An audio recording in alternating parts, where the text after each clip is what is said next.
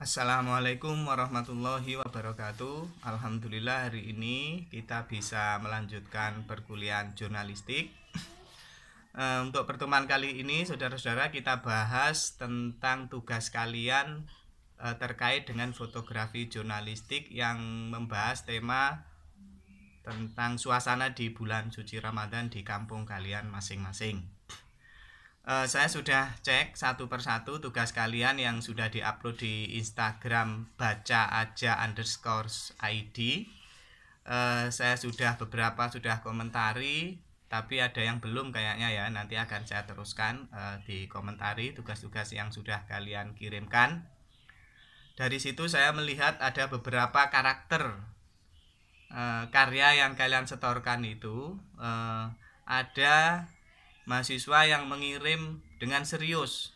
Jadi dia mencoba mencari angle-angle yang menarik, bahkan angle-angle yang berbahaya. Yang berbahaya itu contohnya yang memotret anak yang menyalakan atau membunyikan mercon. Nah itu saya kira itu butuh nyali karena dia harus agak mendekat.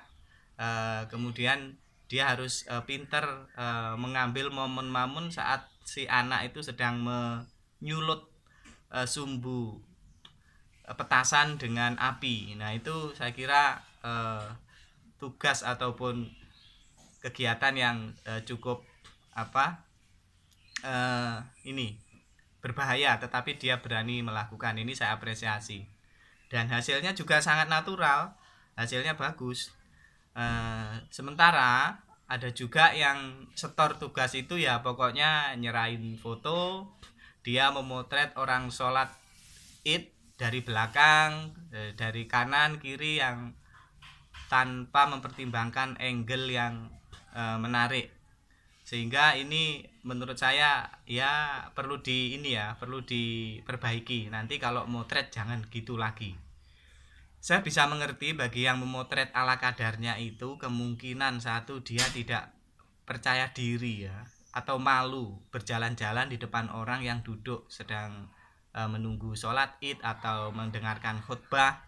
Dia malu sehingga dia motretnya ya sudah pokoknya saya motret dari belakang atau dari mana nggak apa-apa, yang penting menunjukkan itu adalah aktivitas Idul Fitri. Bagi yang merasa seperti itu, nanti ke depan kalian harus meningkatkan rasa percaya diri. Menjadi fotografer itu jangan malu-malu ya, jangan gampang malu berjalan di depan orang, apalagi orang-orang penting gitu kan. Ya niat kita kerja, niat kita adalah mengabadikan momen ya. Pekerjaannya fotografer itu ya seperti itu, tidak boleh malu, harus percaya diri. Bahkan di depannya para pejabat itu juga harus tetap elegan, tetap harus berani. Supaya apa? Fotonya bagus. Nah, kemudian berikutnya dari angle-angle yang kalian kirimkan itu juga banyak sekali yang tidak ada fokusnya, asal jepret gitu ya, kelihatan rame terus kelihatan. Perlu diingat fotografi jurnalistik itu sama dengan tulisan yang digambar. Artinya kalau bisa gambar yang kalian potret itu berbicara ya, berbicara panjang ya. Bukan hanya berbicara pendek, berbicara yang menarik seperti itu. Sehingga mengambilnya pun juga perlu usaha, perlu mobilitas, perlu bergerak ke sana kemari mencari fokus yang baik.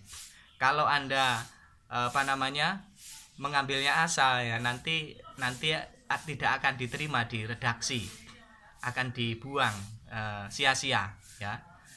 Atau yang berikutnya, kenapa karya Anda itu ala kadarnya? Itu bisa jadi karena Anda itu kurang tertarik di dunia fotografi. Nah, kalau ini sudah menyangkut ketertarikan, ini ya memang tidak bisa kita paksakan.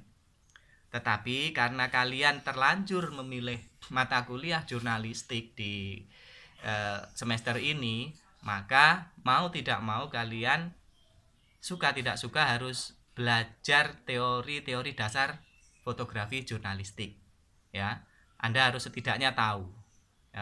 Supaya apa? Supaya jika suatu ketika Anda menjadi jurnalis, tulis ya, tukang nulis atau wartawan yang wartawan tulis, pada saat itu tidak ada fotografer yang mendampingi Anda bisa mengambil foto dengan standar minimal jurnalistik, sehingga karya foto Anda tetap akan baik.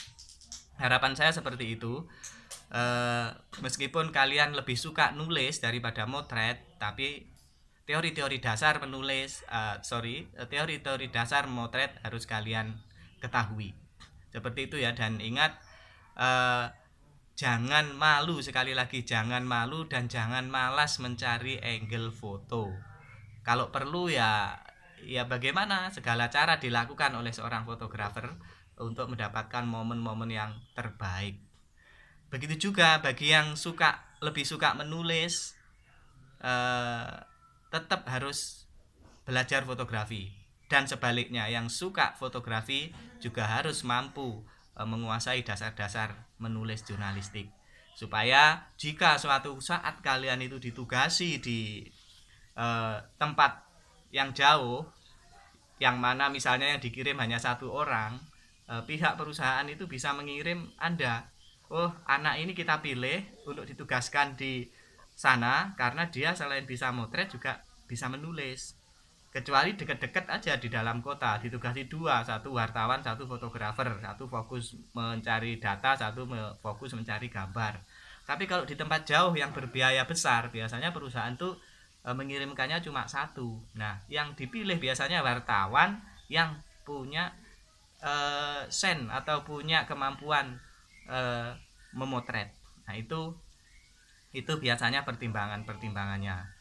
Jadi mulai hari ini saran saya, memotret apapun kalian itu usahakan ada angle yang menarik, meskipun itu hanya untuk koleksi pribadi ya. Nah, kalian kan tahu di medsos atau di mana-mana itu banyak, demi mendapatkan foto yang baik ada orang yang rela melakukan kegiatan yang bahkan berbahaya. Dia rela naik puncak gunung, dia rela naik pohon, dia rela berendam, termasuk yang mencari angle dia rela bersusah payah. Nah, itulah memang karya yang baik itu biasanya dihasilkan dengan kerja keras dan kerja cerdas. Nah, seperti itu. Itulah evaluasi untuk tugas kalian,